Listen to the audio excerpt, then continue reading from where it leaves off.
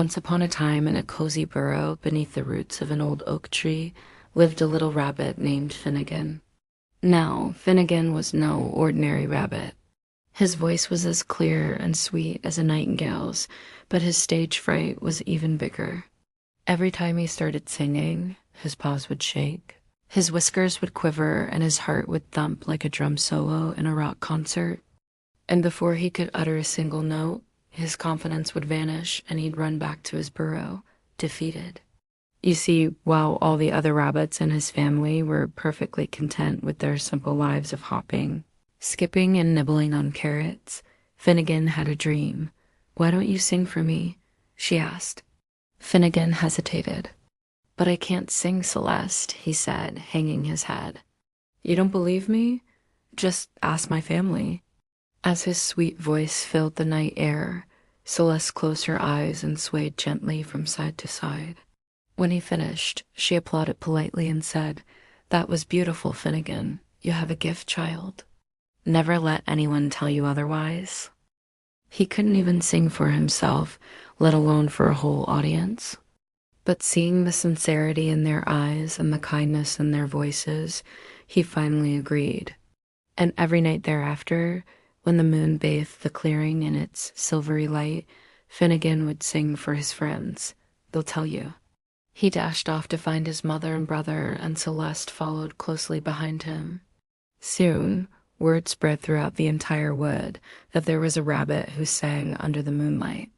And as more and more animals came to listen to him, his voice echoed further and further into the night. And they'd take a deep breath, puff out their chests, and say, "I may be small, but I can do it." And that's the story of the little rabbit who could showing us all that no matter how small we are, we can achieve our dreams if we just believe in ourselves. One night, high up in the branches of the old oak tree, Celeste the owl watched Finnegan surrounded by his adoring audience. A gentle smile touched her beak as she hooted softly. "I knew he could do it," she said to herself. His mother would sigh and say, "Oh, Finnegan, why can't you be more like your brother?" Flowers, bugs, and even logs and stones applauded the brave little rabbit who dared to dream big. At that moment, Finnegan felt taller, stronger, and braver than he ever had before. Looking out at his audience, he knew that no matter what happened next, he had achieved his goal. He was a singer who performed under the moonlight.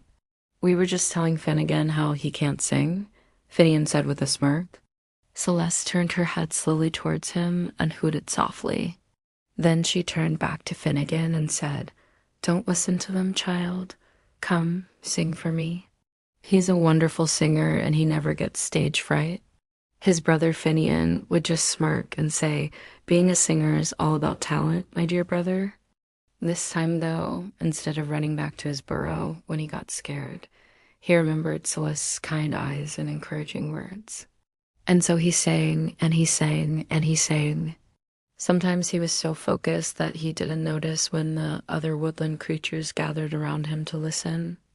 There was Sammy the squirrel, gathering nuts nearby. Beatrice the deer, who often practiced leaping over logs near the oak tree. And Reginald the rabbit, who usually skipped happily along the forest floor. They all stopped what they were doing and surrounded Finnegan as he sang. "You have the voice of a cricket, and I doubt that even the moon would want to listen to it." "What are you doing here?" he squeaked. The animals looked at each other and then back at Finnegan. "We came to listen to you sing," Sammy said kindly. "You have a beautiful voice, Finnegan, and we'd love to hear you sing for us." He wanted to be a singer.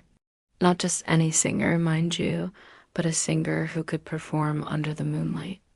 But then, when the moon returned to its rightful place in the velvety night sky, he'd gather all his courage and once again try to sing outside. Celeste was different from the other animals in the wood.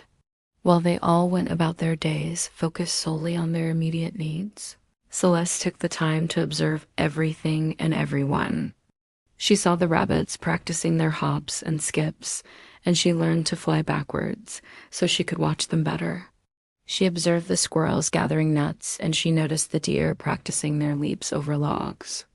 She watched them all and learned from them, just as she sat and watched Finnegan practice his singing. And every night it would be the same.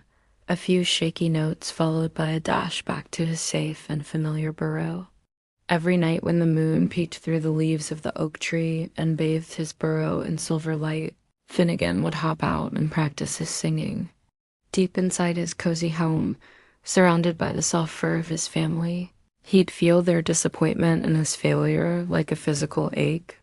Those words would hit Finnegan harder than a hawk's talon, and he'd spend the next day hiding in the burrow, feeling sorry for himself. This continued until one day, Finnegan met a wise old owl named Celeste.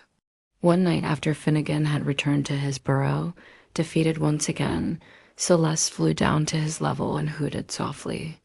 When they reached the burrow, Finnegan's mother and brother poked their heads out and saw the majestic owl sitting patiently on the ground before them.